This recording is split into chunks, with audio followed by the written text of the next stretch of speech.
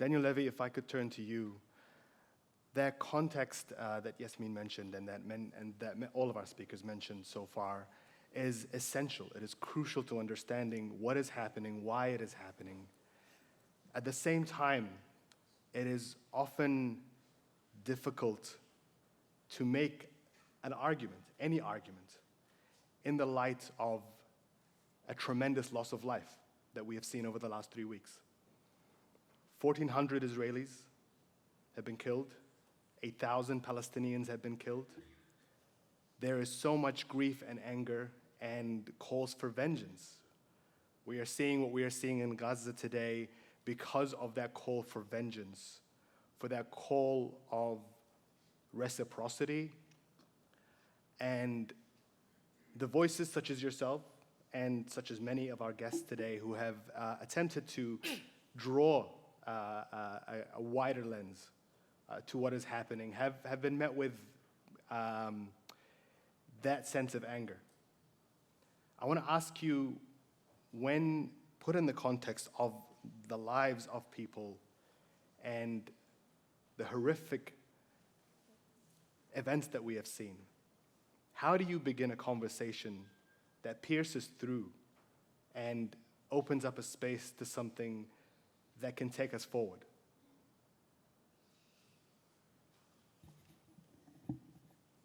I don't know if I have the answer to that question, to be frank.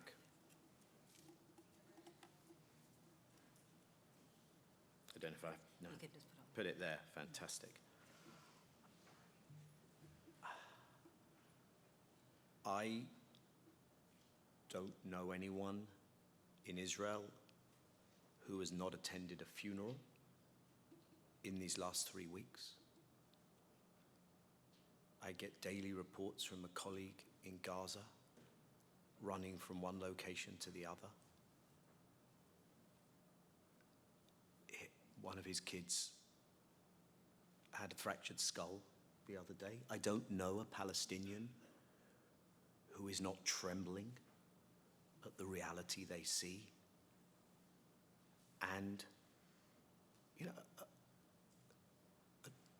at a certain level, I honestly don't understand how,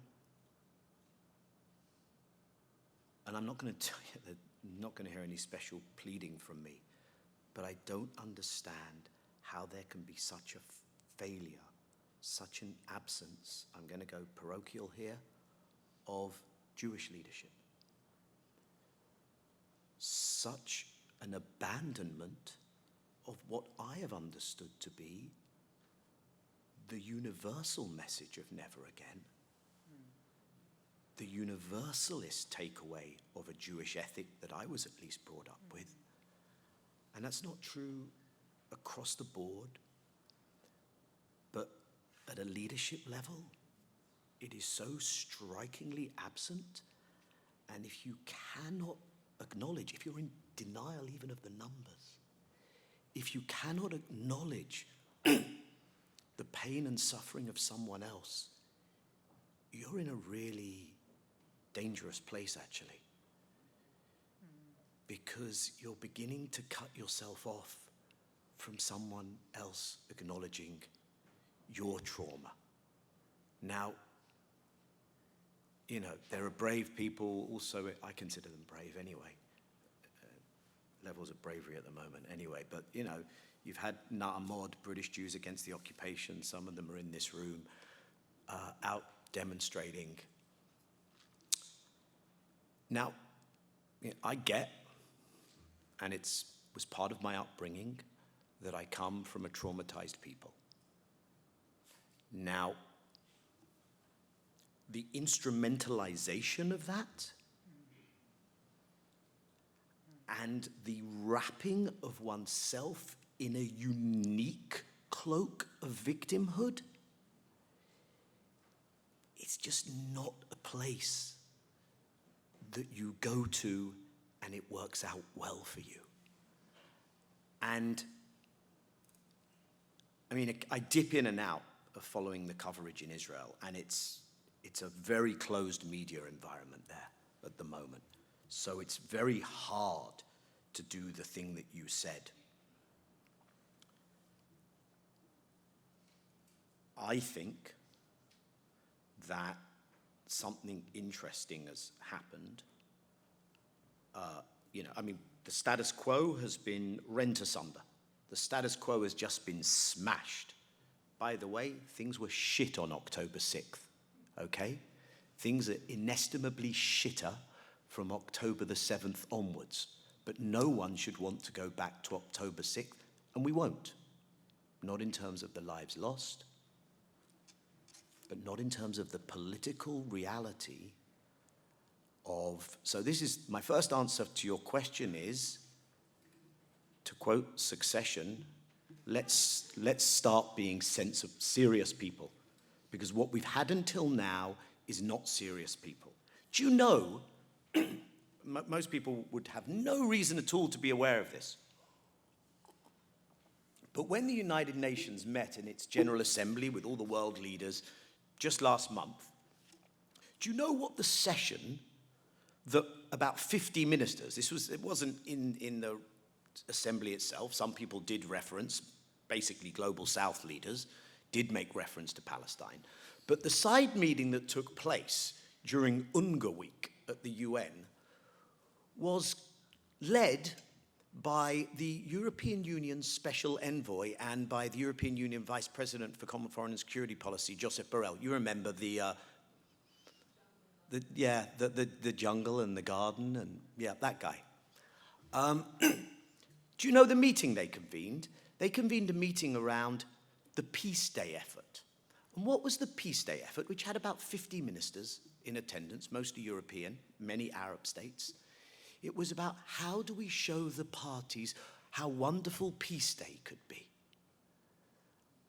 Not how do we impact the reality as it is today, but how do we avoid that reality altogether? And let's just think about what this US administration, let alone its predecessor, have brought to the table.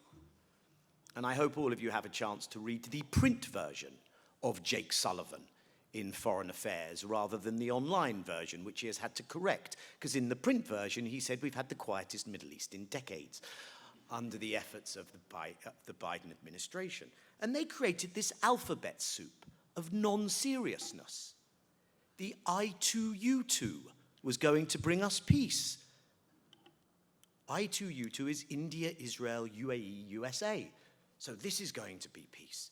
And the Negev Forum, fantastically named for anyone who knows anything about history, including the history of the people who live in Gaza. And the Negev Forum was the normalizing countries with Egypt and the United States and Israel, and this was going to somehow bring peace. And then the latest great addition is IMEC. No one has to know what IMEC is. The India, Middle East, Europe corridor, a transportational node that would run from India through the Gulf, Jordan, Israel, and into Europe. Economic peace, normalization, anything but addressing the actual bloody issue of Palestinian dispossession, denial of freedom and rights, and statelessness. And you know, right now the military and everyone is in a horrific place. But in normal time, what any sensible military leader will tell you is, at best in a conflict, which has such deep root causes, we can buy you a pause. We can buy you a hiatus of time in which you can do politics. And Israel has categorically, unequivocally, and consistently refused to address politics because it won't address the fact that there are Palestinians who need to have rights. But you know what's interesting for me at the moment is I quite often find that working on this issue, I almost feel like I'm working on this different planet. It doesn't link into everything else that's going on. And it feels to me like that has been shattered as well. We are now not only a part of what Adam Tooze calls the polycrisis, this is the epicenter of the failure of the structures of global governance as they exist, and as Yasmin just pointed out to us. This is a West retreating into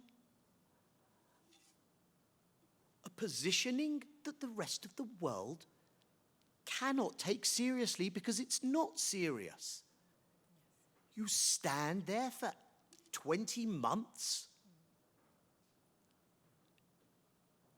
and you self-righteously preach to us about the rules-based order and international law, and we know you're lying through your teeth because you only apply this selectively when it suits you.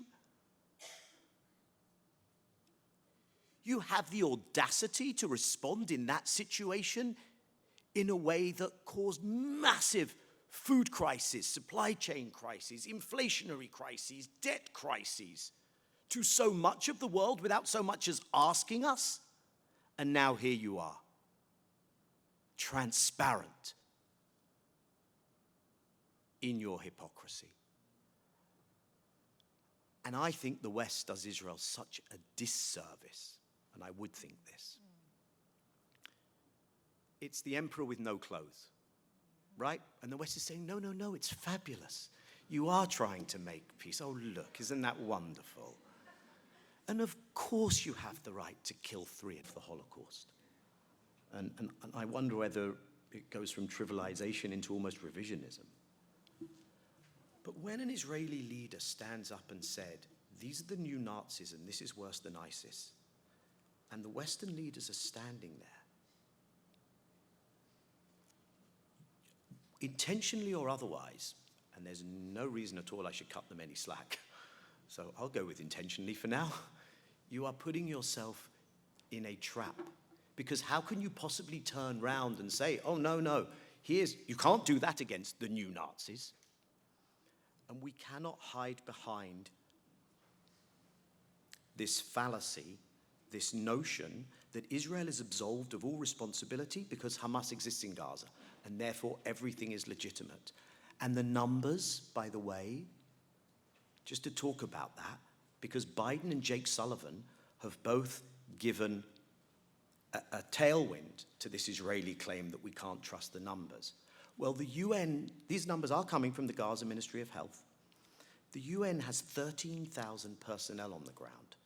And the UN has said, in the midst of a war, we cannot verify, but we have all those people on the ground, and they are telling us these numbers seem correct. And by the way, tragically, we have experience to go by.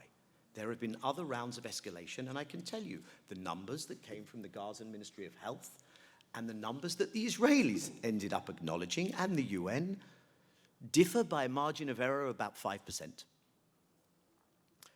Let me end by, despite everything I've said, trying to offer something positive in response to the challenge that you posed to me, Mohammed, and that I have really avoided thus far. And it's to say this.